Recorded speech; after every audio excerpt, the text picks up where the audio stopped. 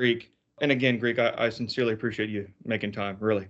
I No don't ever sweat. take it for granted. Okay, cool. So we My got Dan pleasure. here. Oh, I'm sorry. Go ahead. Oh, my pleasure. Let's kick it off.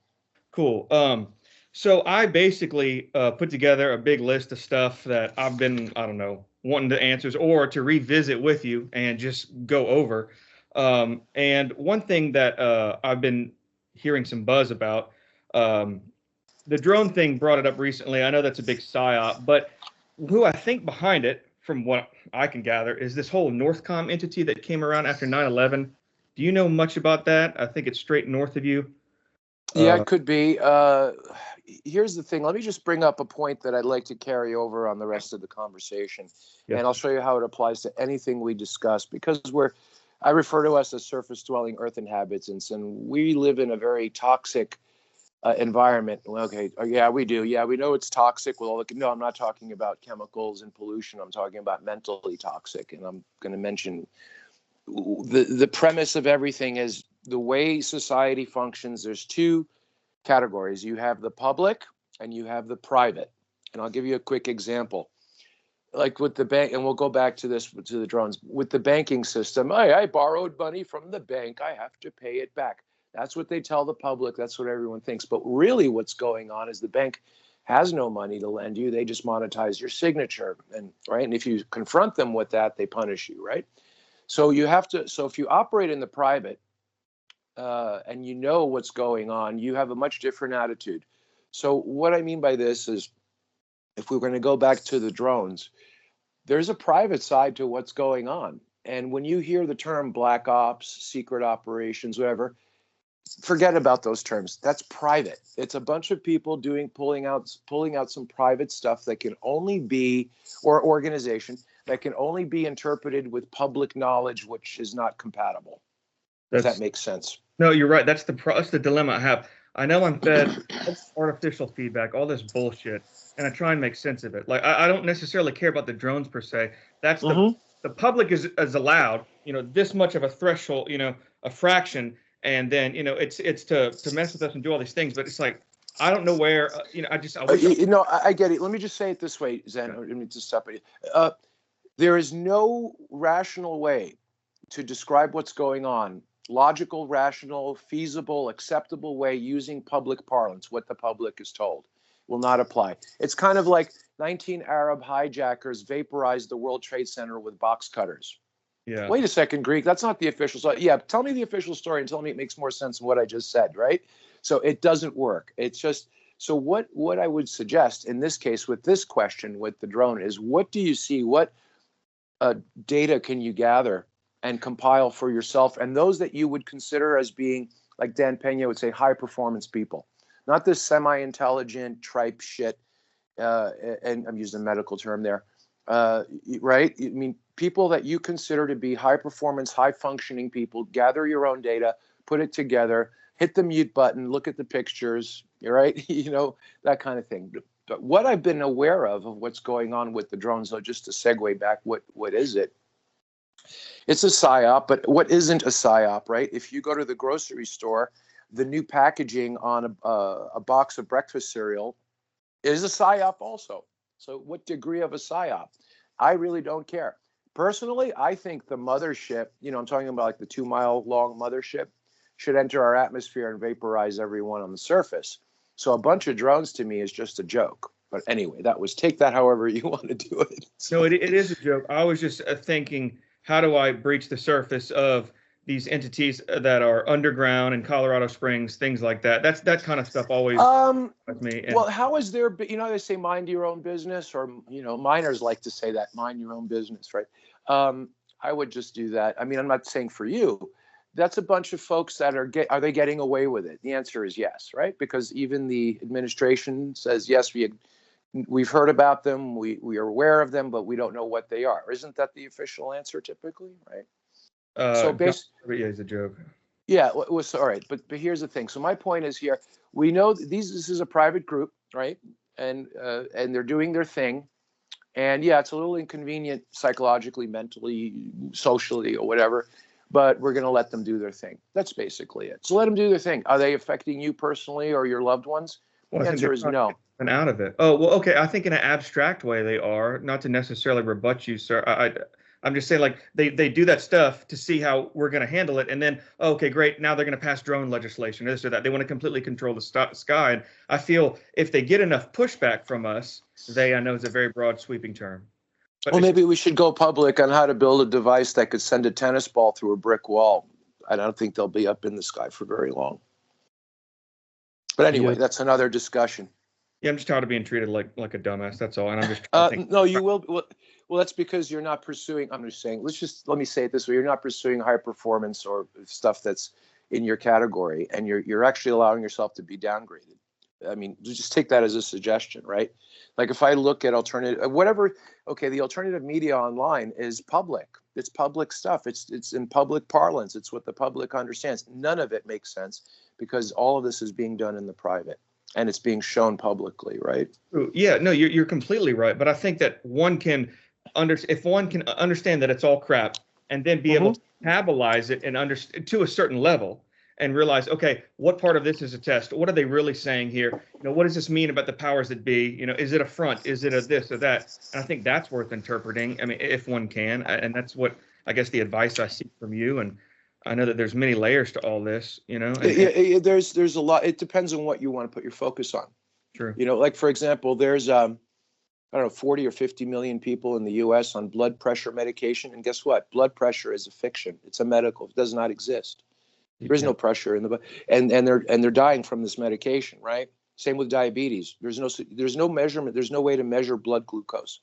It's done by an analog that shows how much hydrogen peroxide is revealed in the test. There's no direct way. So no one has these diseases that people are succumbing to. The treatment is the disease. As they go with these false diagnoses and get these treatments, it's the treatment that kills them at a rate of 3 million per year, even though the statistical number is 1 million per year.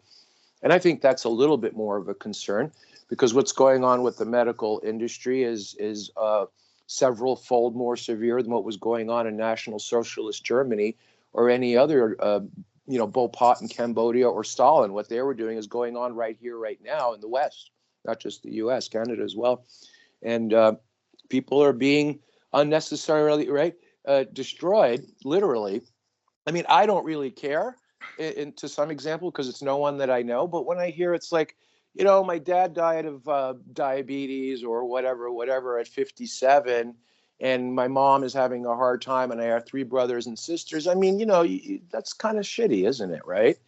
And he didn't ever had that in the first place. And I can mention like 90% of the stuff they put out is fiction, and they're just killing people with the treatment. To me, that's a little more on a social level, right? So, but like I said, I don't have, the only input I have on you on this is start looking at from a public versus private perspective, And let me just interject this. You're considered a minor. I've been doing a lot of research in this lately and come up with a minor is someone less than 18, incompetent. You need a custodian or someone over you. All of the institutions you deal with, all of the authorities, small or large, administrative, public, private, or whatever, view you as a minor.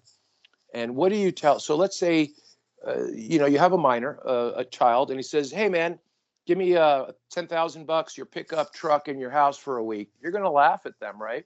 Because they can't, handle it, right? Or anything like that. So this is what's going on with information. They're putting out information that's for a minor or incompetent. So, so on and so forth in that vein, not people that are competent. This is the public. The public has always been this way. Very well said. I agree. I'm going to move back to something you said earlier before I kick it to Daniel, let him ask you some stuff. But you said that I'm not in search of anything, in so many words from what I remember, that matters to, I guess, the powers that be. But okay, let's touch on, I don't know, if I was trying to design something that's anti-gravitic or something to master my environment more. That would be, I'm assuming, a threat to the power. Something. Well, here's the thing. We live in a very toxic environment, not chemically toxic, but mentally, socially, spiritually toxic. Yeah. And there are powers that be, but they're not physical as much as we would like them to be. And they block us from mastering the physical world. Every so often, and very few are given that power. And also, let me just put it this way. Surface-dwelling Earth inhabitants are the lowest form of human existence on the planet. In other words, we can get into it more. Living on the surface shows that you're very primitive. You don't know how to deal with your environment. All advanced societies do not live on the surface. They go underneath. It's just like, okay, Zen and Daniel, I just built a new house, right? And I feel like getting new furniture for the new house. Sound reasonable? Sure. So here comes the moving truck with all the furniture, and I direct the people unloading the truck to load my bedroom, living room, dining room furniture and put it on the roof of my house because that's where I'm going to be living. What a kooky thing to do. I'm going to be laughed at, right?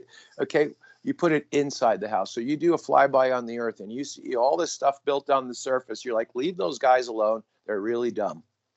You live in the earth, not on the earth. So just that premise alone. Could you imagine someone in your neighborhood living on the roof of their house? Would you consider them sane? I don't. No, Yeah, sir. yeah, exactly. So let's No. use that premise to anchor your other questions as well. You're not dealing with anyone, right? Let's talk about the guy who lives on his roof 24/7. It's how to transcend all that. I'm trying to think of a way to ease into without jumping too far. I don't want you to slap me down, but I mean, hey, it's part of the learning process, and we came to you with answers. You know, you're doing us the favor. And enough kissing your ass and stuff. I'm just saying, I don't ever want to be a host that takes you for granted. But I just, I'm trying to think, how do I, with this short amount of time on this earth, if you will, try positively affect and or elevate humanity? How Got do it. subjects? Yeah, it's just I don't want to be. Well, here, this is fine. On the Sonic that I do, Rated Y with Ocelli, I keep laughing and say, "Hey, I know the meaning of life, and you don't." Ha ha. Meaning of life here. This is not open for debate. Is to have your time wasted. Everyone wastes each other's time, whether you know it or not. It's so hard to get things done, and there's so many ways it's done. First way we waste our time is there's no communication. Again, if we were advanced or we're not here to waste our time, we wouldn't use speech for communication, right? And because we use speech, there's lying, there's deception, there's all this stuff, right? So we are here, we are designed, we're actually made or allowed to be bred into a situation and develop in a situation where everyone is wasting everyone's time. It doesn't matter if it's your parents, your loved ones, your friends, your work. Is it all in vain, Greek? Analyzing. It's all in vain, right? Exactly. Okay, so no, I was asking you. So it is all in vain. Okay, so there's it's nothing all in, it's all in vain. Learned that accumulate later and some, I don't know, life that we get to spawn into. There's no ascendance. Like people like Daniel and I would just say human forever, the soul, if you will, and there's no elevation. There's no. No, not with all the. If you make a rundown of a list of, let's say, an automobile, it stalls at a red light. It's dripping gasoline. It's dripping oil. Hard to start when it stalls. You're like, this thing, we're going to leave it alone and use it like that, right? Well, you could, right? A broken down car that just barely works, or you fix it or get another one. There's no. The decision has been made to leave everything as it is alone. I'm talking about in the grand scheme, right? We're just going to truck along this way, right, and whatever. That's the main decision. Like you've heard, don't make waves, right? Or hey, if you put that in public, they'll kill you, right? Or whatever, blah blah blah. Hey, but what if the breakaway civilizations that have successfully broken away adapted that attitude? That's why I feel that there's hope. Yeah, well, that's what they do. They break away, and I agree. And I would come back with the mothership and vaporize the surface. If it were me, though, that's not, enforce everyone where they should be underground. I hate to say it that way, but there's no alternative. So here's the thing.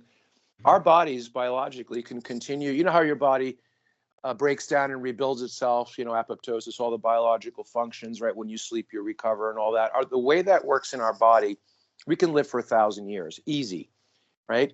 But we're designed and made, there's a throttle, a governor put on us that we die out 70, 80, 90, 120, whatever, right?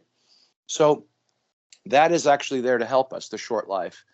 I can't tell you for sure all these other things, that people talk about, what happens after this. I would say that our mentality here is not clear enough to understand what happens after being here. But I would take everything that we hear as a hint, right?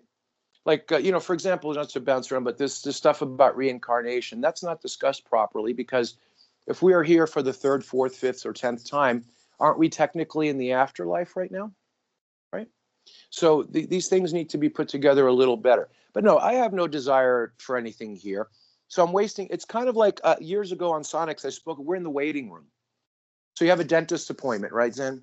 Yes. And you go to the waiting room. How much are you going to complain about being in the waiting room? Yeah, if they should take you at 11, it's 2 o'clock, and they haven't taken you yet, you might reschedule, right? But you're in the waiting room. So what do they got? Crappy magazines laying around. You might have a conversation, play with the stupid rectangle, whatever. That's what we're in. We're in a holding pattern. Well, look, if the powers that be of the grand scheme, I'm going to use your terms, the king's language, if their prerogative, or if just by happenstance, whatever it may be, is for our time to be wasted, why can't I make the best? I mean, why can't I exactly subsequently in vain try and make the best of my surroundings, just for shits, and try and my big thing, my blanket statement is just elevate humanity. I really want to do everything. I get you. You might have to rebuild. Okay, here, let me just say it this way. Okay, in civil engineering, when you design a highway like an off-ramp or an on-ramp, you have to design it for typically, statistically, what would be known as the worst driver and the worst car taking that off-ramp, right? So everything around us is designed that way. It's for the least educated, the least aware people, and the least physical fitness to function in this society. You know about that, So basically, you're in a low functioning society. Everything is made in general to accommodate those that are operating on an absolute minimal functioning level, mentally, physically, et cetera, et cetera. So how do you make it better? There's several ways, several approaches. And I'm speaking strictly, everything you're asking can be fixed from a strictly nuts and bolts engineering perspective. You don't even need to ask big spiritual questions or big social questions. Okay, breakaway, go underground. I guess I can come back and visit that later. But and can you tell me about this? Okay, this governor on our lifespan. I'm assuming you're referring to a genetic something that. Oh yeah. Telomeres after a while. Yeah, it's more than telomeres. The physical is secondary. It's kind of like when you, let's say, do a Wi-Fi signal to your laptop or your television in the living room. You can discuss the pixels as much as you want, but I'm telling you, there is a signal that's being piped over, that's being picked up, that's manifesting those pixels is a little more critical, right, than the pixels. Because what I mean is, you have a high resolution or low resolution TV, you're still going to see what's being broadcast. Can you touch on how we rebut that governor, or what we can do to, not here, not now. In other words, you have a dentist appointment at 11 o'clock. It's 12:30. They haven't seen you yet. You can kick and scream all you want. That's not going to make the dentist come out and take you in his chair. I'm just wondering if there's any, right question I can manufacture to relate the dentist to do something in my best, but I don't know, at least cheap. Yeah, well, I use the dentist because I have an acquaintance who's a dentist, and when I want to see him, I call him on his cell phone, and he's like, yeah, we can do that. And, let's meet at 8 o'clock at the office after I play basketball. I mean, that's the relationship I have with him, right? And the thing about it, I said, hey, Mitch, when you get do you ever need any dental work? The dentist, he says, yeah, I do. I said, do you do it on yourself? Or he says, no, yeah, it's very difficult to do on yourself, right? You see, so you do require a tribe. So your questions are requiring, not what you keep saying, what can I do? And I'm telling you, what you want to do requires a tribe, a village, a nation. Right? You're right. I just thank you for helping me with the understand. Yeah, and better. Anyway, Daniel, please go ahead. I've eaten up a lot of time. Well, I think there's a distinction between wasting your time, which I agree is the highest, goal that we can aspire to in this, realm, and between losing your time, because if you just go by the schedule and the impositions and the things that are governed by time, like let's say watching a movie or going to a sports game, then you will be losing your time. But if you're wasting your time, that implies a certain openness to something that is mysterious. So it could be redirected, so the same time is not being wasted. Yeah.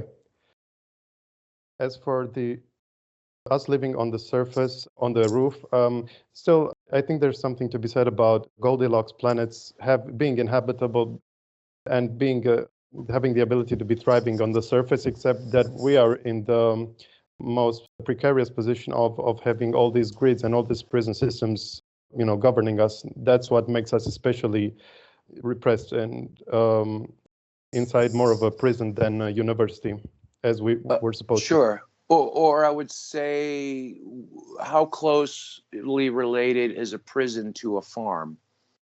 How close are they really related?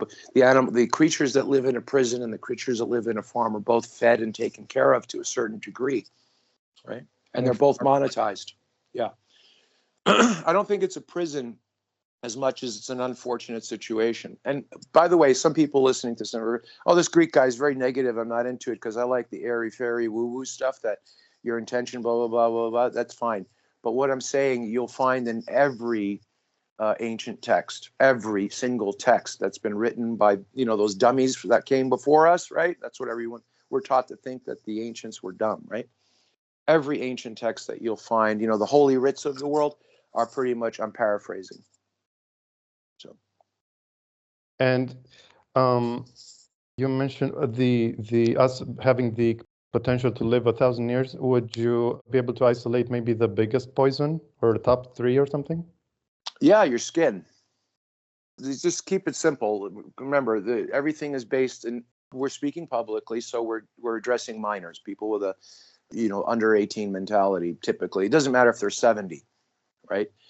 This is the way the public is groomed, and they go to their grave as basically children. Children mentality. How do you know an old man just walked into a room or an old lady walked into the room? By looking at them, right? If you put in old man versus young man, old lady versus young lady on the internet right now in images, what's the first thing you're going to notice? Old people have baggy, wrinkly skin. That's the first thing that you notice, right? Typically, more than the facial features drooping or being enlarged brow bone or large ears, right? Well, the reason that happens, that is your skin, as you grow older, parts of your body keep growing. I'm not going to get lascivious, but that does too. I noticed after 50. Yeah. Anyway, so like, for example, the femur, the brow bone, the ears keep growing as you get older. A good example of that is, if you know anyone that's in their 40s, 50s, or 60s and was in the military, say, hey, go pull out. Do you still have your military uniform and your hat? Yeah, pull it out. And they're in their 20s. They have their military hat, what, for parade and whatever, right? Formal hat, dress hat, it's called. Hey, put your hat on.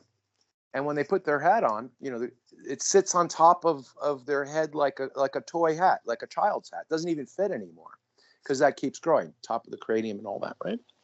So you keep growing. Now the skin grows faster than the rest of it. And, when you're young, you're a 5-pound pork chop in a 5-pound bag. When you're old, you're a 5-pound pork chop in a 10-pound bag. Why not just put it back in right? So I'm not saying go and get plastic surgery, right? You know how that looks, right? But so why does the skin keep growing? Are there chemical attachments, energetic, electrical attachments behind that? Yeah, of course. And can you prevent that from growing? And because the skin is an organ in its own right, you have to take certain considerations. But that would be the first thing that I would do. Mm-hmm. But wouldn't it have to be related to our main fuel, which is a gas of some type? Well, yes, I'm glad you mentioned that. We all have an atmosphere. You know how you study, let's say, geography or whatever, the Earth has an atmosphere, it's so thick or whatever. And everything has an atmosphere. Even if you study Galvani, the early natural philosopher, scientist, he said that what conducted electricity across metals was that metal has an atmosphere. It's not the metal itself. But anyway, and we have an atmosphere around us, and it's material. And actually, you can smell that atmosphere on some people, if you know what I mean. And we affect that atmosphere by putting on perfumes and colognes, if that makes any sense. But also we have an energetic field, just like the Earth has a magnetic sphere, and that we call the aura, for example, right? And which is, and just like that aura is very, how would you say, inconspicuous, like the aurora borealis, for example. You only see it in certain places. So we have many conditions that affect us, right? And Like, for example, I'll give you a short, ask, acupuncture, right? Where they put Sure. pins and needles into people. Okay. Ask anyone who practices that in the West, how does it really work and why do we use pins and needles and all that? They don't know. They're just doing their job. Well, you know what a lightning rod is, right? You direct the electricity from the atmosphere to the ground.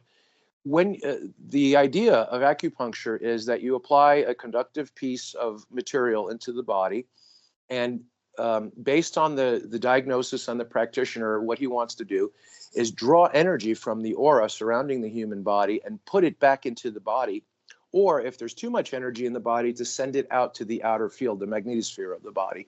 That's what acupuncture is, right? So it's like a lightning rod would be used on the earth. But isn't it barbaric a little bit because it's disturbing the vacuum, first of all, and second of all, because it starts tough to map out what's exactly the good parts of us. I'm not condoning so I wouldn't do it.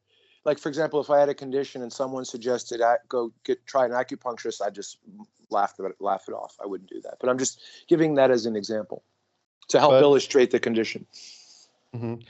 But since our bodies are electric, there is a beneficial type of electricity, right? And as opposed to the one we use. Yeah, well, what I would suggest about electricity is their end result product. Like, for example, baked goods is an end result product of using grains, ground up grains, right? So the electricity when we say electricity and people think, oh, I plug something into a wall or a battery, that is a very highly pressurized, magnetically or chemically pressurized ethereal flow. It's a secondary thing. When you're dealing with biological, it would be more the biological vacuum and what we call the ethereal reaction, which has very different potential. In other words, the ether goes from low to high potential, where when we say electricity, it always goes from high to low potential, right? So we have to understand that there's a reverse in potential. In other words, I just did a weather seminar. It was three-hour sections on how to manipulate the weather around you, locally and not so locally. And I broke it down in practical terms. And basically, every time we discussed something in the physical reality, when you're working with weather or ether, it's the opposite.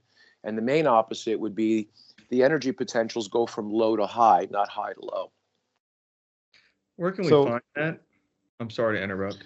Is that recorded at all? I can learn from it? It is. It's a private group. I did several seminars on several different subjects, and they were just open. I had about 50 people, but now I'm going to be doing new seminars on several subjects, and it'll be fee-based. But this one is not fee-based. If you send me an email at uncommonsenseradio1@gmail, that's the number one, uncommonsenseradio1@gmail, I'll send you a link. And we just reposted everything again because Skype takes it down every 30 days.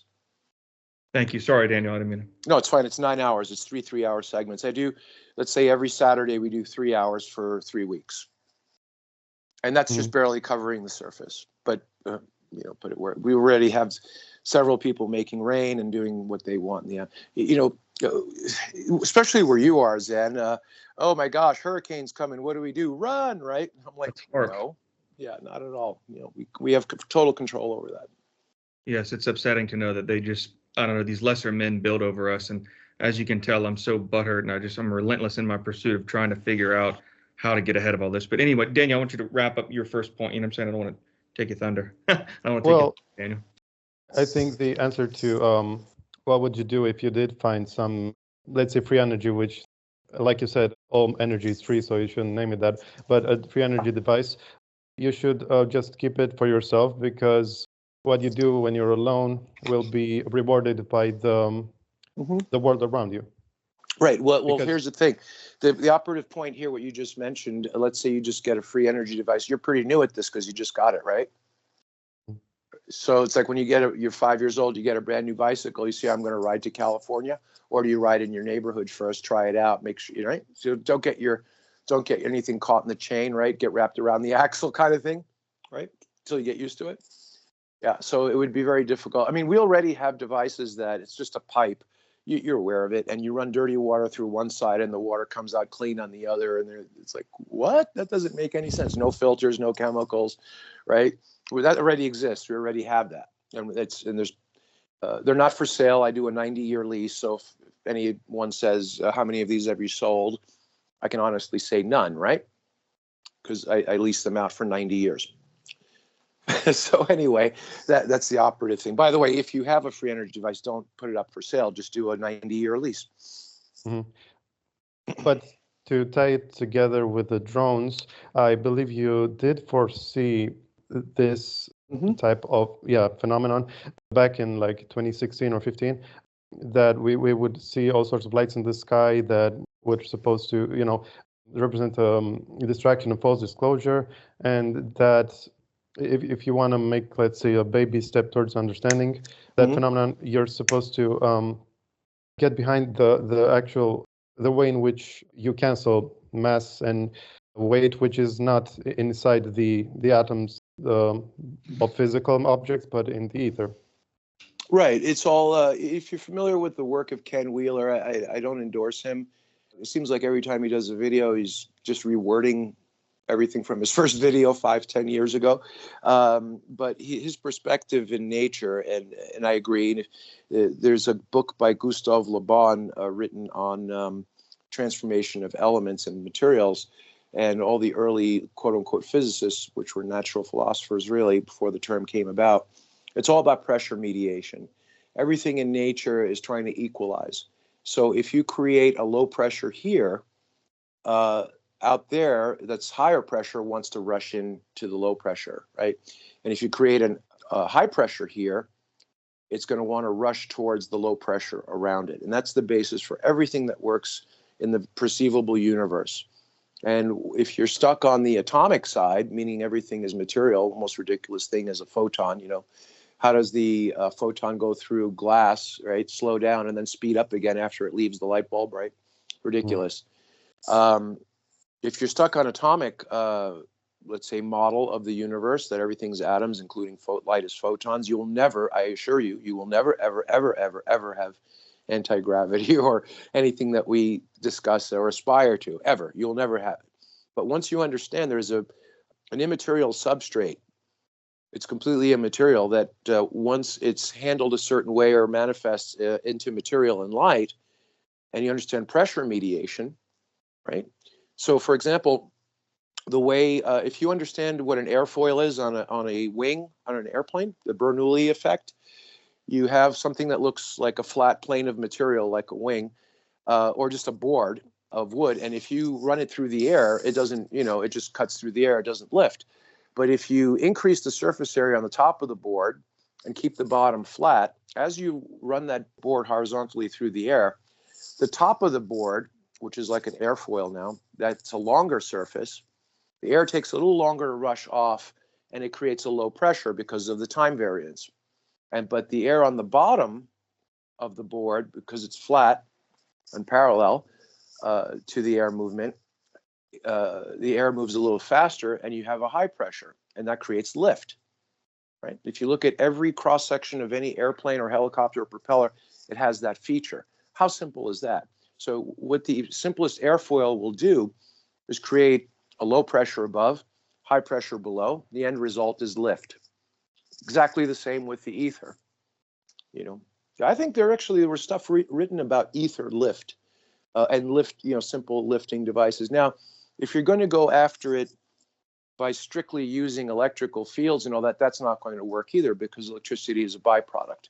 It's kind of like if grandma baked a batch of chocolate chip cookies that were made of wheat. Can you take that chocolate chip cookie, plant it in the ground, and expect a wheat field to grow out of that? Never, right? Yeah. So it won't, because it's too processed. It's too processed. Right. Yeah. So you have to handle the unprocessed ether. Now, here's the thing. What is the ether? Before we get into that, because that's been dabbled with, and I believe we know it can be explained, but it's not really shown, discussed publicly. Let's just ask the same question. What is a bear? The animal BEAR that lives in the woods, black bears, grizzly bears, whatever. If you ask anyone, even a child, what is a bear? Do you know what that is? Yes. Everyone pretty much will say yes. Polar bear, doesn't matter. Now, I'm telling you, we really don't know what a bear is, but we know enough about bears that we say that we do know what bears are. And the reason why we say we don't really know what bears are or is because I've never run into anyone or heard of anyone who sat down and had an 8-hour conversation with a bear. Have you?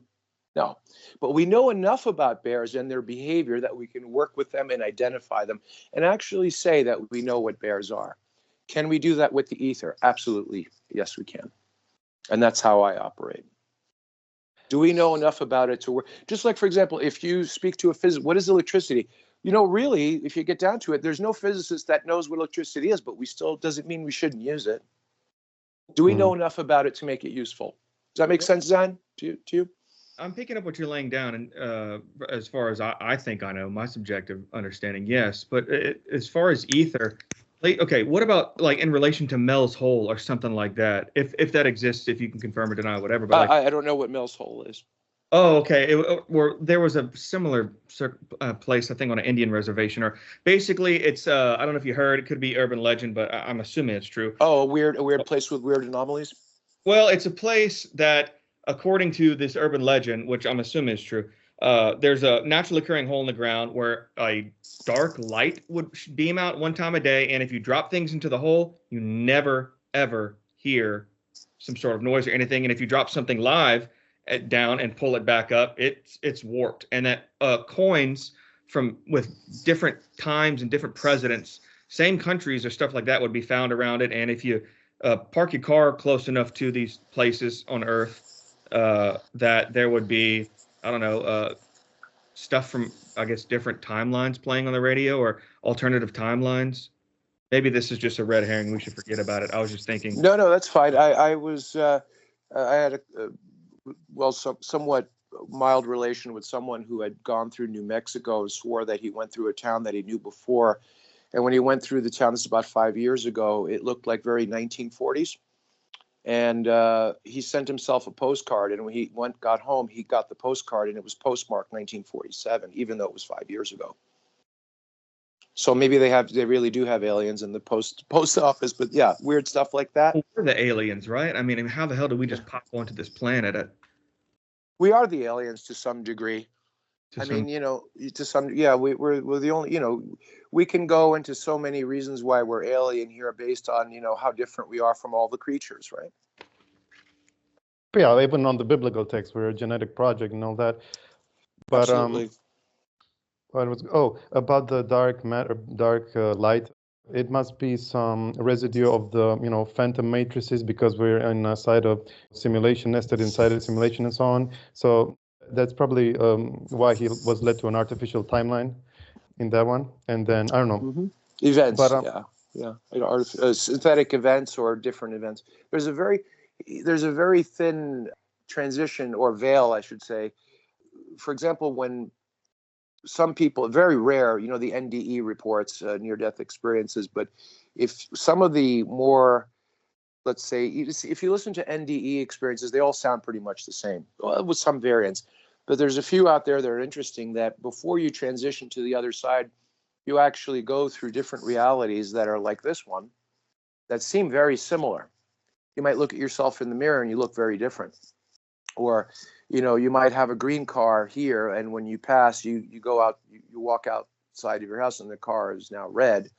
And then you go to another reality, which is very, very different, and so on and so forth, several of them that are all coexisting. Yeah.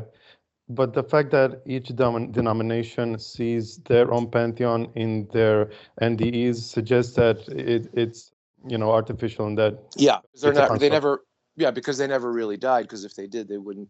Look, if Woody Allen, I think, or someone said, if dying was so bad, how come no one has come back to complain? Yeah. But about the ether and the drones, I think in one of your oldest Sonics, you explained how come they take those 90-degree turns. They can go through the veil to an extent. Like again with the NDE, is there anything really supernatural happening? I mean, death is such a common thing, right? Where you basically unresolve in this world and you resolve into another reality, right? So they're able to resolve another reality that appears to be a 90-degree turn at Mach 10 in this reality. Very simple.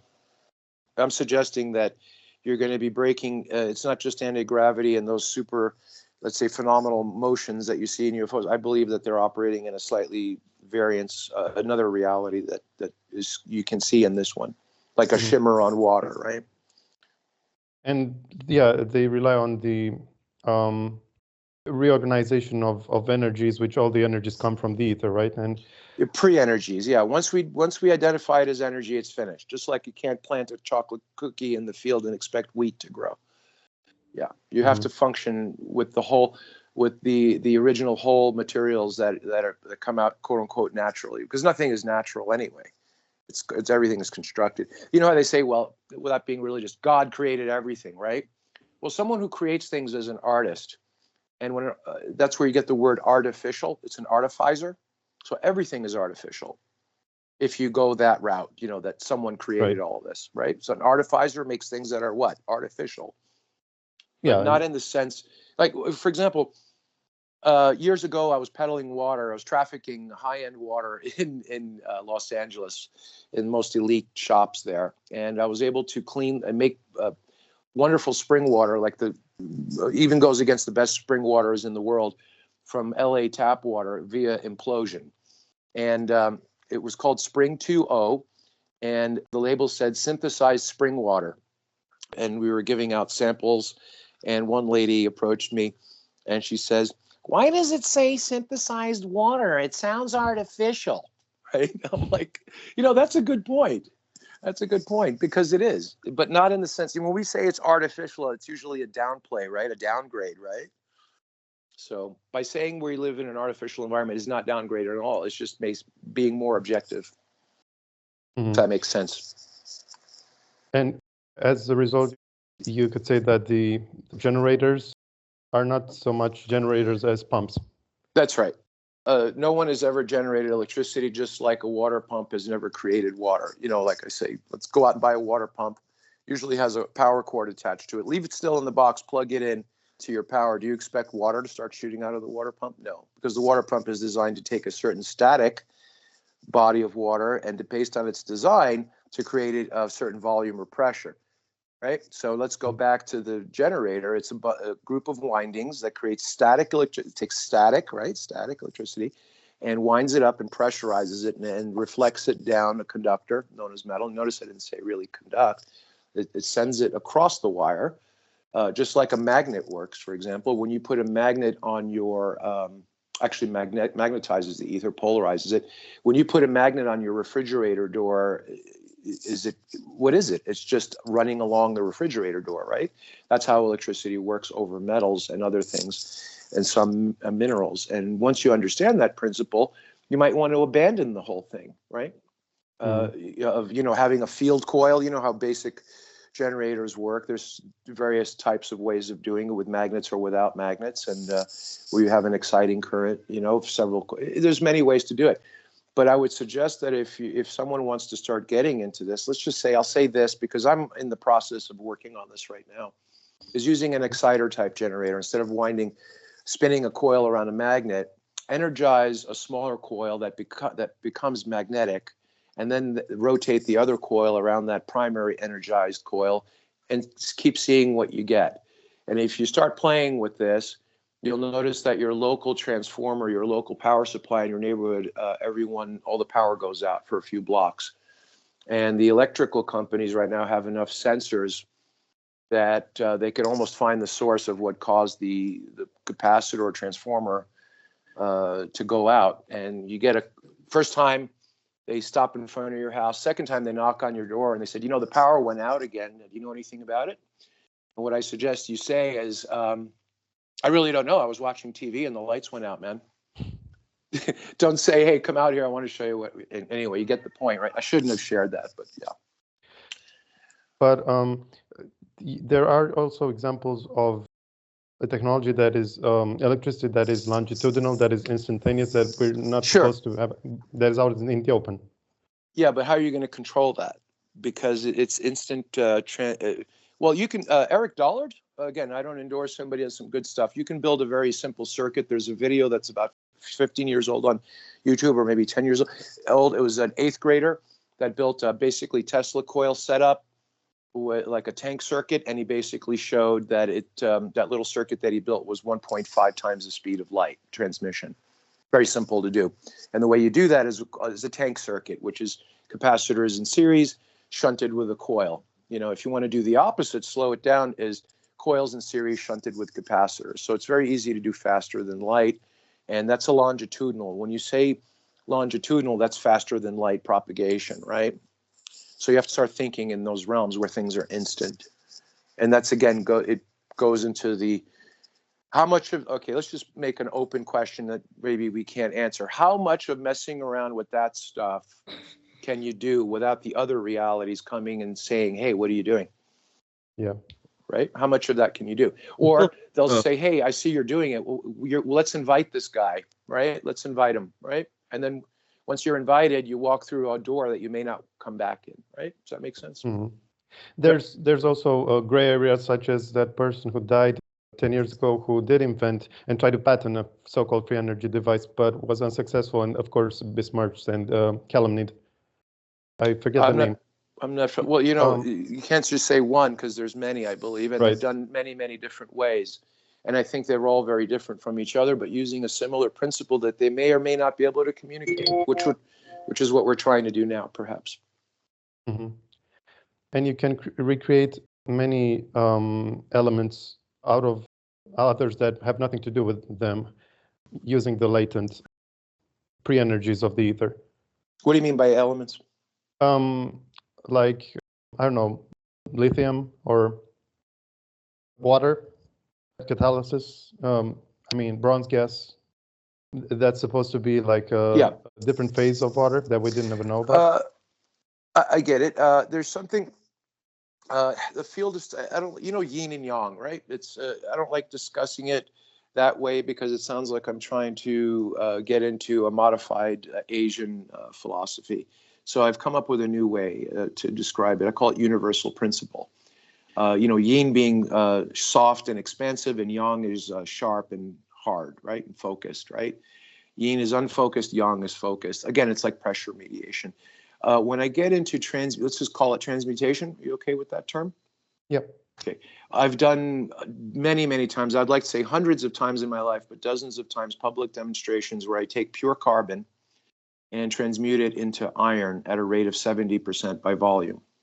And what's interesting about the iron, once you transmute that, the iron does not rust, even though it measures as pure iron. And what's interesting is in India, there's some iron pillars, and they're measured to be 99.999% pure iron, and they don't rust. And the reason why it doesn't rust is if you look at the bullshit periodic table that we have, when you follow Fe, carbon, all the way to iron, you notice it passes through nickel. And one of the characteristics or qualities of adding nickel to iron is that it won't rust, right? Stainless steel, for example, just one of the metals. So once you start transmuting elements, you can actually control their properties, which are very different from the way elements. So the iron so for example, the iron that we get that rusts is not made this way. Why? Because it oxidizes very readily. It goes through various stages, right? So now we understand that when you transmute elements, you can control based on the way things are ordered, let's say on the periodic table loosely. Like for example, you brought up lithium. Helium can be turned into lithium, right? And I'm sure Zan's ears are perking up because you've heard about so many geopolitical moves being made because there's a potential for a lithium mine, right? So, what do you think would happen? Let's say we're on the silver or the gold standard, and you're able to make gold. How would you be viewed? As a threat, if you weren't. Yeah, exactly. In the Yalta conference, you'll find that this is back in the 40s that the Russians were given the go to control the world's platinum. And if you don't believe that, even platinum mines in the U.S. are owned by Russian concerns, right? And through isotopic measurements, about 60 or 70% of the world's platinum is synthesized. In other words, made in the lab. But they can get away with it. For example, I've dabbled with this. Let's just say I'll share it. When you turn copper into gold and you have a Dory bar, which is about 20% gold still and some silver and copper, and you send it to a place to be tested, they run an isotope on the gold, and they have a chart. And based on the isotope of gold, they know from what part of the world it came from. right? Because they've already mapped out all the gold mines and the regions. But if you make a certain percentage of gold and send it to a lab to be tested and it doesn't show up on one of these isotopes, they tell you there's no gold in it. It's just iron and copper. And then you'll say, oh, really? Okay, well, why don't you send the sample back? And they'll say, oh, we lost the sample, right? And what's interesting, there's a place called Swastika, Canada, and that was one of the few. By the way, when you do this, these are labs that are registered that give you certified, right? So they're all the computers are networked. Once you go into a system like that, now you're blacklisted, and all the labs that share that same network basically give you the same answer. So we sent it to a lab that we thought was out of this loop, and it was a week. We didn't get any answer. So I called and, did you get my sample? And he says, yeah, we have your sample here. We haven't opened it yet. Is there anything you want to tell us? I said, yeah, do you have it in your system? He says, let me look in my system. He says, oh, yeah, I see you here. It sees that you were sending us a sample. It says that it's iron and copper, and we lost the sample. But they haven't opened it yet, right? So anyway, I'm going to stop right there. Let your mind, see. So there are things like that going on constantly. Mhm. I recently spoke to someone who was kind of like not a bad person, but he got in trouble with the judicial system, and he found a way to make the case go away, but they didn't like that. So they said, well, your case can't go away because you have a grand jury indictment. And when we look at the dates, the grand jury indictment was 3 months before he was initially arrested. How could that be possible? Right? This is the kind of stuff that's sometimes when you see like the fakery, the suppression, it's so obvious. It's not subtle, right? And where's the outrage? For example, just to bounce around socially, how many times have you heard people like Tracy Twyman or certain people that put out controversial material on the internet or books or whatever, and they said, I'm not suicidal or whatever.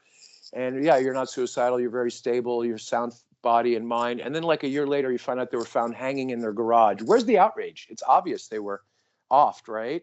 But where's the outrage? Why aren't there like millions of people gathering around demanding? No one cares. No one cares here. And you know what? They shouldn't care because deep down inside, they know they're here to waste their time. So why bother? Yeah. And the way they get people to kill themselves can even be indirectly through psychotronic attacks. Because yeah, depends on the character. I mean, like for me, no matter how many voices they beam in my head, I've taught myself to ignore them, right? Because I know all the voices are external anyway, right? Could you go over that? Because you're the first person that I resonated with describing that you shouldn't have the inner monologue and that it's actually That's a sign right. of something much darker. Yeah, I'll give you an example. We're taking up space. You ever see someone park their car in the middle of the road and they leave and it's like, wait a second, why couldn't you pull over to the side, so everybody else can pass? Well, that's what the earth is. We've parked ourselves in another reality, and these other beings view us as something to be messed with. And they have a society just like we do. They have bars and movies and families, right? But they're not in our material realm. And they mess with us by giving us a voice. That's why when you try to remember back as far as you were an infant, you didn't have that inner voice. No. Sort of developed around 5, 6, 7 that you can remember. And I'm pouring some coffee here.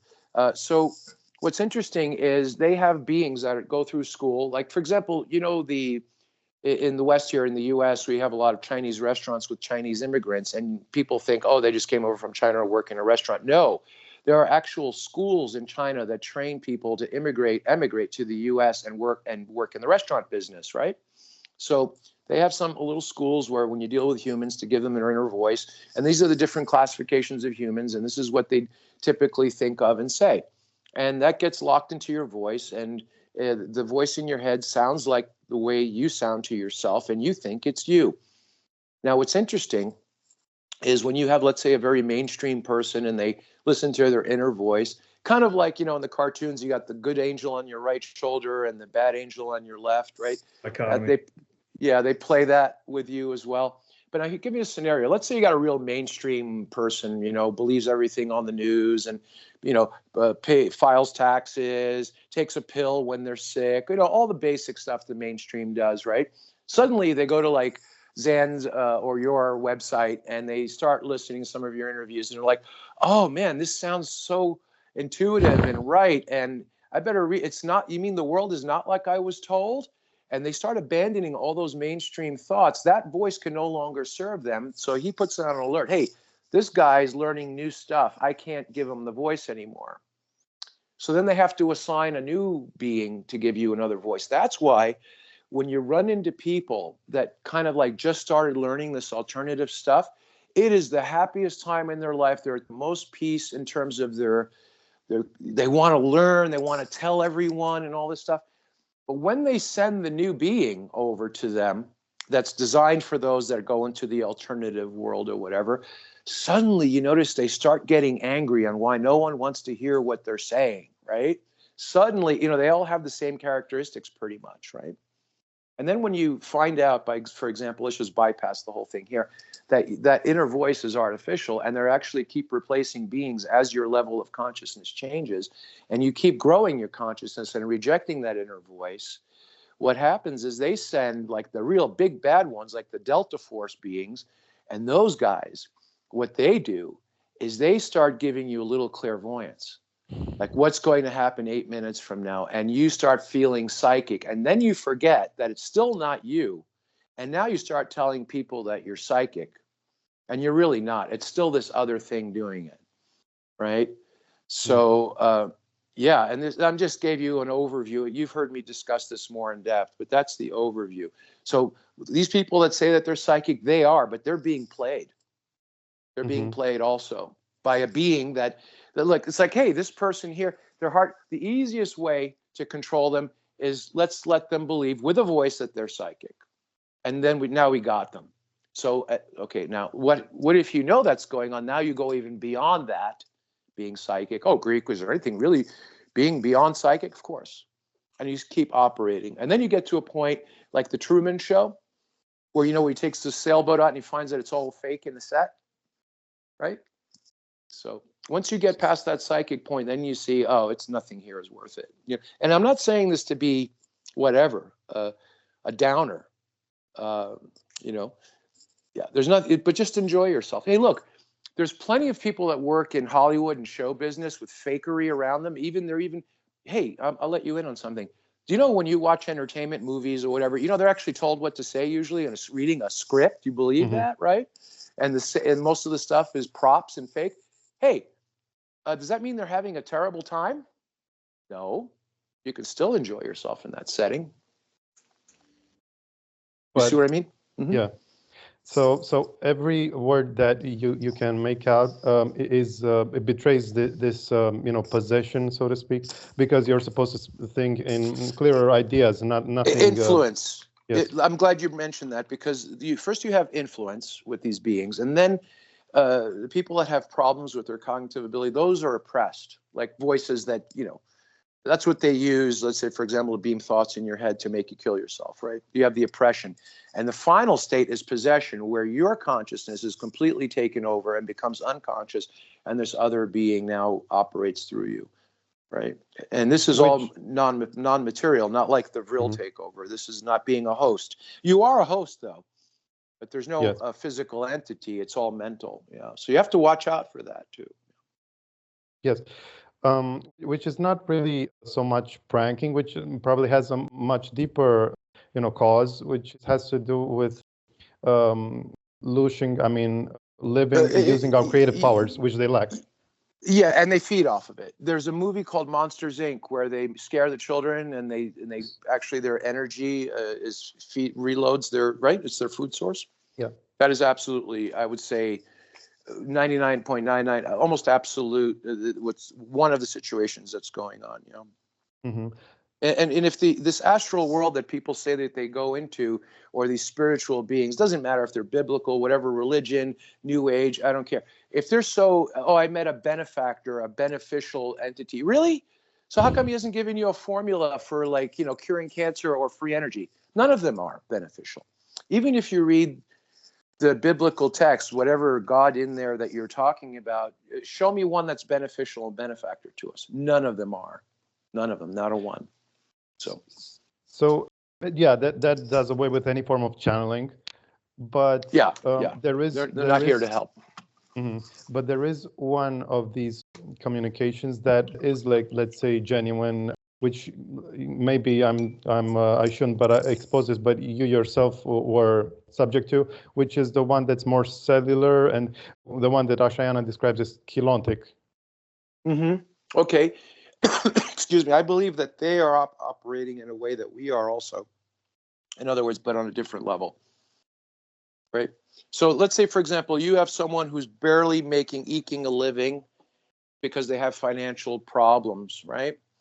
But then you have someone who's worth several billion and they have financial problems that physically and mentally have them in the same condition that the person who could barely get enough food to eat. You know what I mean? So a wealthy person that's miserable because of finances, or someone who has no money at all that's miserable because of finances, and they're in the same condition, what doesn't matter what level you're on. Yeah, the guy who's the billionaire that's degrading because of his financial, he's got a Rolls Royce and a mansion, but mentally and physically, he's in just as shitty as the guy who can't get enough to eat, you see. So these other beings are like we are, but just on a different level. You know, they're driving Ferraris instead of horse and carriage. They're just as screwed up as we are. Because the sum average, there are people that get, there's a little meme, a cartoon where that's some little grays in a flying saucer and they look down on the earth in the meme and you see smokestacks and pollution. And the grays are speaking to each other and say, hey, didn't we send them Tesla 100 years ago? Yeah, but they didn't listen to them. And they're all laughing. Right? So. Yeah. But probably they also don't just use, the imps and demons, but also 5G frequencies to instill the confusion and the subliminal messages, plant ideas. I think it's even before. 5G is basically a transmission system to operate machines that are loaded with a lot of circuitry and it has a very high dynamic range, 5G. What I would suggest the technology to do that was more around, if you study the work of Delgado in the 1960s, mind control, where in the 1960s he went out into a bullfight arena and he had a little wooden box in his hand and they let the bull charge him, pushes a button and the bull stops and kneels. Pushes another button, the bull gets up and charges. Pushes that other button again, the bull stops and kneels. This was in the 60s. This was publicly demonstrated. Was it low frequency or ultrasound? Yes, but it's never one frequency, never one. Mm-hmm. It's kind of like when you sit down for dinner, you just don't eat one thing, right? You have a side with it, and you have some seasoning, right? I'm giving the food metaphor. It's a recipe. Mm-hmm. Right. But since we're on this topic, could we maybe delineate between the people who are body snatched literally, like by aliens or by Brill, and the ones who are synthetic? Oh, I can't say I'm expert on that. But you were the only one who described how the synthetics can be created, let's say, at birth. Oh, you mean like a clone? Well, yeah, you want to, let's say for simplicity of terms, cloning. Yeah, but I'm referring to the way that you said that you can through technology obstruct the light that goes from the sperm cell to the egg. Oh yeah. Well, it's all light. That's actually been substantiated clinically that when the sperm, let's say, fertilizes the egg, there's a flash of light. Right. The same with blood cells. Live blood testing, they'll see flashes of light and then new types of cells appearing in the blood sample. Right. Mm-hmm. Yeah, there's many ways to do it, but essentially you're going to be, once you create a being that you could walk into a room and, press the flesh, you're going to go into the cloning technology where they have to be grown into a tank. And I suggest that the tank isn't made of any hard material, kind of like in some of the newer sci-fi cloning. You see, it's a soft material, right? Because you don't want to twitch and bump and break a limb while you're being formed. So I would suggest that eventually understanding the cloning and growing human or whatever animal has been going on for a very long time as well, which we call a synthetic. But okay, synthetic in terms of the impetus when, let's say, a child is in the womb being, when that light is affected, you can change the trajectory and the development of that being and what spirit will embody it. Yeah, absolutely. And it takes a very short period of time, right? When you see a flash of light, how long does that last? Milliseconds? Yeah. So you have to be able to do quite a bit of adjusting in that small amount of time. and to synthesize a type of being. So in other words, yeah, I would say maybe let's say as the breeders keep breeding, there is technology that can actually control the quality of the person that will be bred at that moment. Yeah, downgrading or upgrading. So I they see no become I see no NPCs. reason for reason for upgrading anyone here at all, because you're just putting a highly intelligent, capable individual in this world is living hell, right? Mhm. You want low functioning people here. But in regards to light, that's also has to do with that's behind some of the psi abilities, like manifestation is just visualizing something before it exists, and then you bring it about. Well, psi abilities go like I described earlier, where they keep exchanging the being that gives you your inner voice, and they can't do anymore. They give you someone who makes you think you're psychic, and usually fall for it. And when you're not on that level, when you don't fall for it, you'll find that the psi abilities are not a big deal, and that everyone has it, and you're wondering why they're not using it. It's a different level. You're not going to say, because I have psi abilities, I'm better.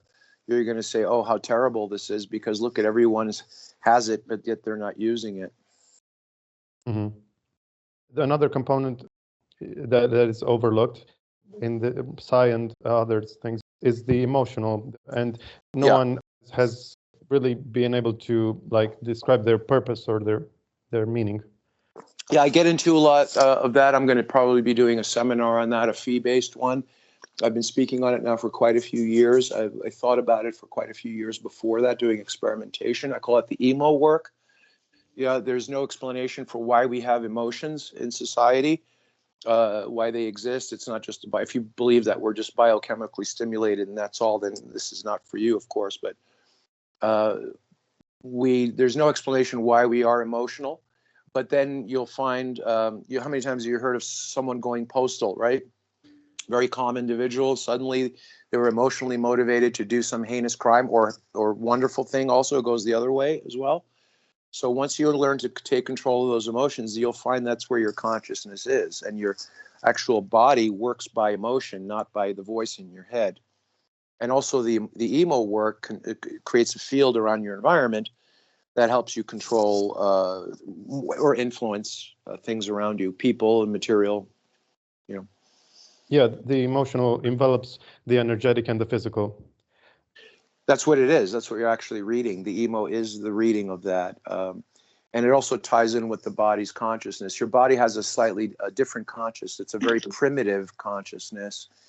Like, The for limbic. example, if you can say that, yeah. It's kind of like, someone's an intelligent guy, tired of being here. He wants to kill himself through drowning. And as he's drowning himself, there's a voice. Why are you doing this to me? I want to live. Don't do that, right? That's the body's consciousness, that keeps the heart rate and all that going. So that also lies in the emo. If the body gives you a voice like that, it's very desperate. It doesn't operate that way. The body operates only in the emo. I seem to recall serial killers coming to that realization when, for example, just after they slit their own throats or something like that, they regretted it. But yeah, there you go. It's like this dual. I'm not saying duality in a sense that left and right or black and white. It's a very, very minor, small consciousness, right? That's there, that runs the body.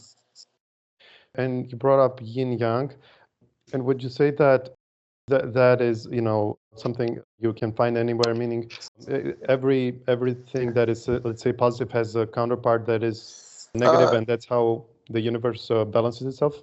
Yes and no. It's not static like that. When you say positive, negative, the first thing people go to is a battery, right? You don't put the battery positive, negative corresponding to the device. It doesn't work. And it's that battery always has a positive and always has a negative, right? It's not like that, really. That's a good way to start. But it's the constant rate of motion. The only thing that doesn't change is that things always change. So everything is in constant flux. So when something becomes very yin, it attracts more yang. But if it becomes so yin to a limit where it cannot become more yin, it flips over and becomes yang itself. For example, let's give a grenade. Let's just analyze a military grenade. You hold it in your hand. It's very heavy. It's very hard.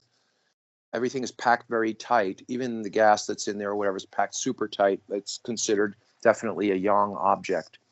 When you engage the grenade and the reaction begins, what does it do? Does it get more yang, or it's as yang as it can be? The trigger in a grenade makes it a little more yang to the point where now it becomes what? Yin, which is expansive and very quickly. But the expansion happens very quickly in a yang fashion. So when something is very yin, you counter it with something that is yang in small measure because you don't want to tip it over, right? So I'll give you an example. The human body is really where we apply this to. And this might sound crazy, but this is a true experience. The top of your head is the most yang part of the human body, and the bottom of your feet is the most yin part of the body, right? So, for example, when you hear someone that has a brain tumor, that is an energy in the body that is very, very yin because it rushed up to the most yang part of the body, right? Yeah. So anything ailment on your feet or near below the knee is a very yang energy, and it rushed down to the yin part of the body. So, and by the way, for the brain tumor, people tried various things. The thing to do is various salts, which are yang, to contract it. But if you really want to hit it hard and fast and make it go away in a few days, for example, start studying the yin and yang, and you'll come up with something, and I'll give you something I've come up with, and it works, is if you look at energy perspective, the most yin energy is radioactivity, what's commonly known as radioactivity. Now, that's how yin the energy is that causes an ailment in the brain. So what can counter that? Do we know any living organic substance that counters it? There's an insect called a cockroach, and it's very well known that it could take manifold, many times, levels of radioactivity and still be unaffected, where that would kill other living things, right? But so that cockroach is extremely yang. But is there a way to make it even more yang? If we take the roach and bake it until it carbonizes, not burns, but turns black into carbon at, let's say, 300 degrees Celsius, 550 degrees for a half an hour, you'll have some very toasted roaches in a cookie sheet, carbonized. You could break them up in your hand. You put them in a gel capsule, and you have the victim with the tumor take 3 capsules in the morning, 3 in the afternoon, and 3 at night, and then go get a scan about a week later and try to find that brain tumor. Sounds kind of crazy. Sounds kind of witch doctor-y, doesn't it? By the way, yeah. if you're going to apply this, I wouldn't suggest the person that they're taking capsules of roasted cockroaches. They don't even have to know. So I just gave an example of the power of this universal. By the way, with ancient healers that were valid, most ailments were healed or cured within 24 to 36 hours, 72 hours tops, right? Within a few days. Mm-hmm. Very rapidly, because it's all energetic. But the thing is, if you do it, when you apply energy, principles of energy to anything physical, what happens if you apply too much energy to that physical thing? You can blow it up too, right? Yeah. So you have to be careful. You have to know how to dose it out. Do you think that overlaying colors, I heard that if you project certain colors in a certain spiral, especially the spiral, do you think that applying, energetics or psi something using spirals has a potency effect? Oh gosh, that's a funny question. I'll give you a funny answer. Try it and report back. Right. But there's some. Oh, you brought up the cockroaches, and another old-time scoop of yours is that these insects have like an elemental entity that governs them, and they're also very, very much like people do. Yeah. Mm-hmm. All of these things do. And if that element withdraws, those insects withdraw from our reality. Right. So I guess our elemental are the gods who put this. I would say they're partially withdrawn, and kind of just have minimal influence on us right now. Yeah, they use proxies. Yeah, many levels of. One of the things that I say is I was sent here by accident, and it was if someone's religious, say, well, God doesn't make accidents; He's perfect. Yeah, but if you're God, you have admins working for you, right? And they're not perfect. So they screwed up and sent my stupid ass here, and I shouldn't be here, right? And because I know I shouldn't be here, I'm not going to act like I belong here either, right? I don't want anything from here. I just want to skate through life, just want to skate through and just get the F out of here, right? I don't want cars or fancy things or money, or I want good enough fitness, quote unquote health, so I don't act like a lab rat sick here, right? I just want to skate through this reality. I want to go through the 3rd grade and not do my homework. And then just at the end of the semester, tell me I'm going to the 4th grade, which is in another different school. That's my whole reality here. And the God with the capital G isn't even mentioned in the Bible. It's just the fact that all the gods have been, given that name wrongly. Yeah, Yahweh is a man. If you study it and read it, it's very clear in Exodus 15. But does he have an adversary? Meaning, is there a Satan entity? Let's put it this way. It's purely political. Are you pro-Biden or pro-Trump? If you're pro-Trump, Biden is the devil. If you're pro-Biden, Trump is the devil. That's all. That's all it is. Right. It's political. Yeah. I heard that the state we're now started with the, reincarnation, blanking, and the fields that are supposed to suppress us and keep our ages limited happened around 25,000 years ago with the Leviathan races coming and taking over Atlantis and putting portals around. It could be. I think the time thing is kind of messed up, and I'll tell you why. Let's just say we had, I don't trust any of those numbers. It's fine to discuss them because sometimes they parcel out and work well, right? If I go shopping and I say I have 3 cans of beans and a dozen eggs, you can see that, right? Let's say it's even that good, but I could show you that those beans are not really beans and those eggs are not really eggs. Or an egg is really an entire chicken. You know, when you eat an egg, it's no different energetically than eating an entire chicken. When you eat chicken, you just eat the muscle tissue. You're not eating the organs, the feathers, the head, or anything, right? But when you eat an egg, you're eating all of that, right? So you can get into all the fine points, the energetics, the portals, the time, and all that. But time is just, do we want to talk about when the event happened or the event? Because right now, I'll tell you, like I'm working on several projects. It'll be 8 in the morning and I'm working on something. And I feel like a half hour just went by. I should get something to eat. It's 8 in the morning. But I come in and look at the clock and it's 5 o'clock. How is that possible? I'm not talking about lost time either, because I tend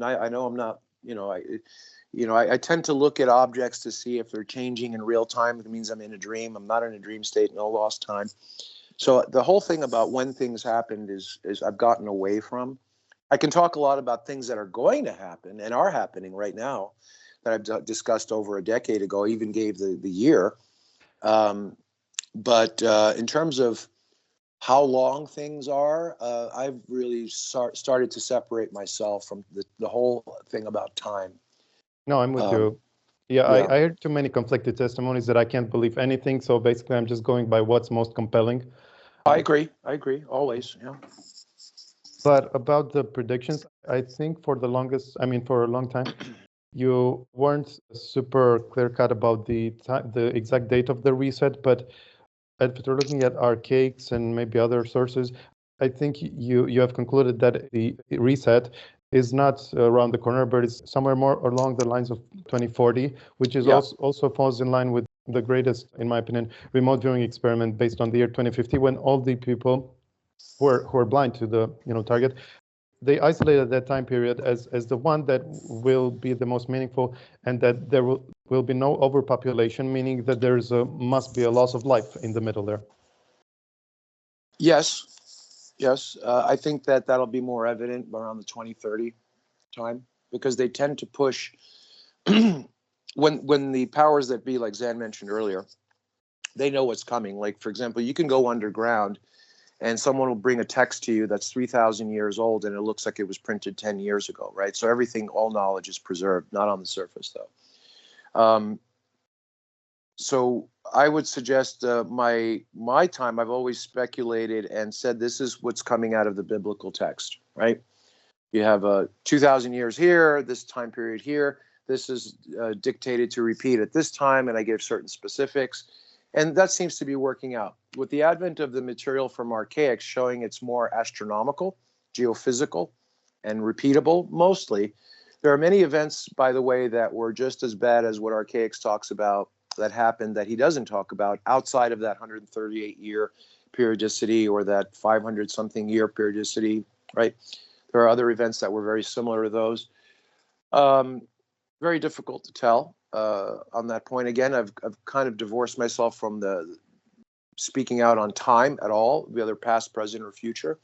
And most of the stuff I'm just qualifying is stuff that I've derived from the biblical text, because it's such a foundational book that everyone focuses on, but no one knows what's in it because they don't read it, right?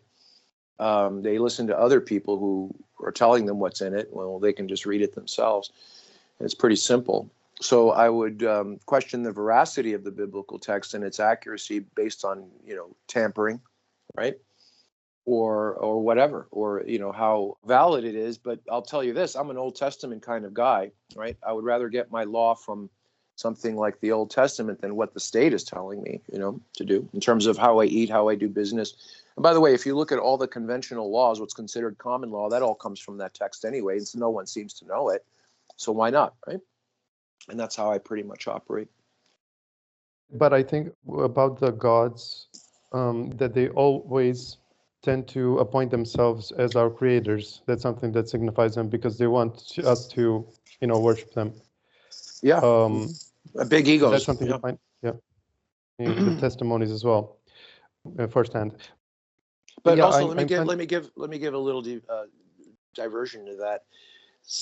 Let's just say, I'm not a fan of the New Testament because talk about corrupted text, but when the JES, the Messiah, there are more references to those that know, not believe, but know what's going on, to calling them his brother, his family, not someone that to worship, right? So just want to put that in. There are some elements, quote unquote, of the gods that consider us to be brothers. Now, what is a brother? Right? So not right. You don't worship your brother. So I just want to throw that in there, because it's not all about worshiping. Yeah. No, and they also apparently see us as really cherished relations. That we're their most prized possession, maybe, or. Yeah, it's kind of like when in America they do this, dad spanks the child and he says, this is going to hurt me more than it's going to hurt you, but he spanks him anyway. I'm not into that kind of stuff. So, if there's do we have to go through what we're going through right here? I mean, most people think about it. We can have this discussion as many times and with whoever, but 99% of the people, let's say 90% of the people, to be more conservative, have no clue and don't care, right? Everything is fine for them, right? So we're still talking about this is the stuff we're talking about here is for a small rarefied group. True. But there must be also a purpose why they would treasure us, which has to do probably with the ascension cycle, but more immediately, what would you say is the main reason why we are so disputed and so coveted? Does it have to do with the physicality and what advantages do we have? I think it's like that material and non-material lineage, like, someone who's raising chickens, you have to guard the eggs that the shells don't crack, because those eggs, when they mature, will become chicks, which will mature and become chickens to carry on the bloodline and beyond, right? And the notion that chickens exist in the universe even. I don't know, but what I do know for sure is that I was sent here by mistake and I don't belong here, and I'm not going to act like I do, right? I know that for sure. I know we're wasting our time. I know that for sure. Very simple. Just anyone that love, don't like or not, try to communicate. It doesn't matter what it is. It's like, what the hell is going on? We are not communicating, right? And we're wasting time. And I know that for sure. I know for sure we're in a spiritually and we're also in a materially toxic place. For example, materially, if let's say you find an unadulterated society living on the surface, they're living in harmony with the land, they still get diseases and storms and earthquakes and outbreaks and attacks by wild animals. So it's even toxic for the most optimum situations. This is very toxic. How very toxic it is to be here depends on the perspective, right?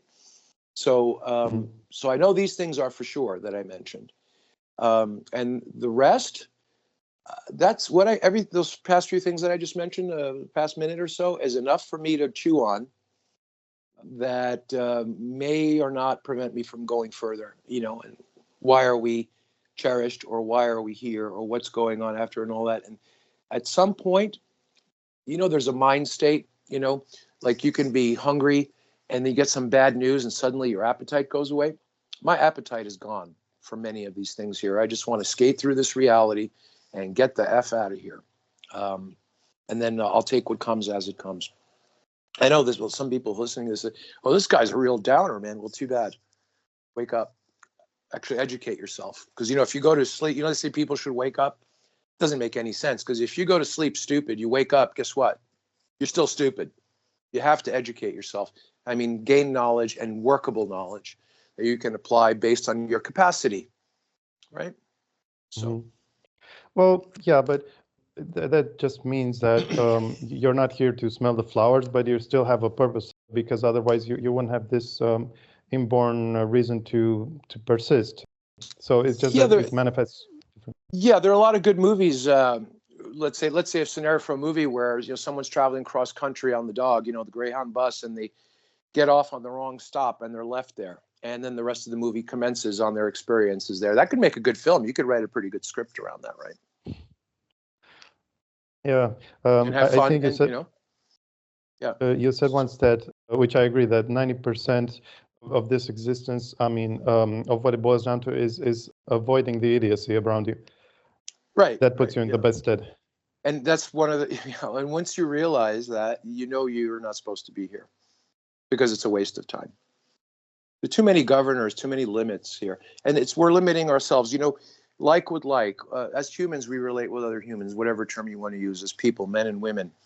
And when you find out that the majority is not interested because of some degraded state that they're in, what does that do for those that, right? It's kind of like unpleasant. So you still have to make it pleasant, and as I'm getting older, I'm going into my 7th decade. I'm 60 now. I've realized, I don't like what's called atrocities, injustices, treating people poorly. But when I start to consciously say I could see how that can be justified, I stop myself and question and say, now I'm feeling a little too angry, right? Like earlier when I said if I had the mothership, I'd vaporize the surface. Yeah, it should be done, but would I be the one to push the button? I'd think twice. But yeah, that's a requirement almost to really clean this place up. But when I start noticing that I hear about harm being brought to others, I'm like, oh yeah, maybe they deserved it. And I start to question myself and say, it's not for me to think about those things at all, even whether it should have happened or whether we should do anything about it. If you can do something about it without making too big of an effort, of course, help. But I'll tell you this. I've told people that I know, and for many years now, when you're driving along the road in your vehicle, car, your conveyance, and you see an accident happen, don't hang around and be a witness or whatever. But if you see that you can immediately do something to help, go ahead and help. But otherwise, just get the F out of there. Just get away from it, right?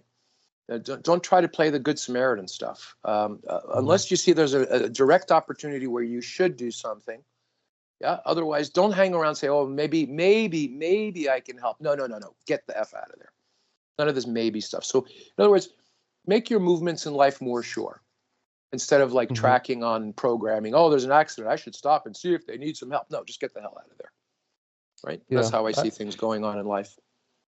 And I'm with you in the sense that you can say anything. I mean, it sounds maybe fatalistic, but in the end, it's not what you say that defines you. It's what you do. And I really echo the feeling that things have gotten so bad that they can't get any worse. And like we said, with the yin yang, I think it reached one extremity and it can only get better. And that's why you seem jaded, but you're just being a realist. Yeah, well, there are many cycles. Like hard times make good people or strong people, but then the strong people make good times, which makes weak people, which then brings hard times again, right? And the cycle keeps going, right? And we're in the weak part. Oh, absolutely, yeah. And but the thing is, it's a mix. We're in the credits. It's not going to make sense this time. There's going to be a group of very strong people that are going to just overrun the weak people. and there'll be nothing to measure it against to say like, oh, this happened before. It's going to be very unique, be done in a very different way. Yeah. So you're going to see a lot of that going on. So as time progresses, things that don't make sense and they seem like they happened before and we could use historical references, but this is a new thing. Mhm. Yeah. Right. And since, just to maybe close it, since Christmas, so-called Christmas, is around the corner, I just wanted to maybe go over the fact that I believe it's a celebration of Nimrod, who is sometimes called Marduk, who was the Babylonian ruler that was responsible for untold amount of massacres and was part of the fallen angelic. So that it's another inversion, right? Yeah, I'd say, but if you discuss an agricultural based society, which we still are, by the way, there's a programmer, developer guy. He's arguing with me that we're not agricultural and we don't need mining. And I said, what's that on your blue jeans? It's a metal button. Well, you need mining for that. And are you having lunch today? What are you eating? That's agricultural, right? You can't escape it. So agricultural, those that master agriculture master the seasons and the times. And it would be the dark. You know how you have spring celebrations when the days are expanding and the weather is pleasant? You have the midwinter dark times of days. So they decided to mark those things with a feast or celebration or gathering, just like we have personal gatherings in our lives, anniversaries, whatever, birthdays, things that people do. On a social level, a national level, you have gatherings and things based on seasonal events. And one of the things was, the Saturnalia, how many things in Christmas. The thing that gets me about Christmas, though, is this. There's some popular documentaries about Christmas, and they start out by saying, we know that, Jesus was not born at this time. It's actually pagan, but always, right? And no one knows when he was born. But if you go to the scripture, it gives you an astronomical alignment which transcends any calendrical system. And if you look at that astronomical alignment when he was born, it's in the book of Revelation. It was around 3 BC on the month of September, on the day of 11, about 6:20 p.m. We could get it down to the half hour because there's more than 5 or 6 astronomical bodies. The more astronomical bodies you have in the alignment, the more discerning you could be on the time. So September 11th, 3 BC, that's why they had that big birthday party for him in New York 20 some odd years ago, right? So anyway. Yeah. It seems that the most obvious things are the ones that escape us the most and the ones that we need to work on the most. Well, everything is obvious to who, right? Right. If we have a really big secret, I suggest we publish it and put it in the public library. No one will ever find it. Right. But yeah, that's about all I prepared for today. So that's fine. Good. I came unprepared as usual. Oh, it's okay. Yeah, no, we're just happy to have you. I mean, I could go on forever. I have tons of stuff, but I mean, Greg, I just want to be, conscious of your time. But I appreciate you being here with us. Greg, if you'd like to conclude or take reins while we both shut the fuck up, No, it's fine. I have a shitty paywall with Ocelli. It's called Rated Y. I don't even really promote it and whatever. Like I said, it's behind a shitty paywall. If you contact Ocelli at ocelli.com, if you're interested in joining, that's fine. It's called Rated Y. And because it's behind a paywall, it's not public, and I can discuss things on a more deep level and things that shouldn't be discussed. Let's say, if you do a public website, you're subject to whatever you want to call it, censorship. So I feel pretty free discussing things there. It's ongoing. We do about I don't do shows. They're called Sonic events. Because, when I hear the word show, I'm looking for where's the donkey, where's the girl, But anyway, yeah, so there's Sonic events. And right now we're doing more of the private. I'm going to be discussing more on the human body and discussing more of the realm here, how to operate in it and prosper, be completely prosperous in it. And that just doesn't mean financial also.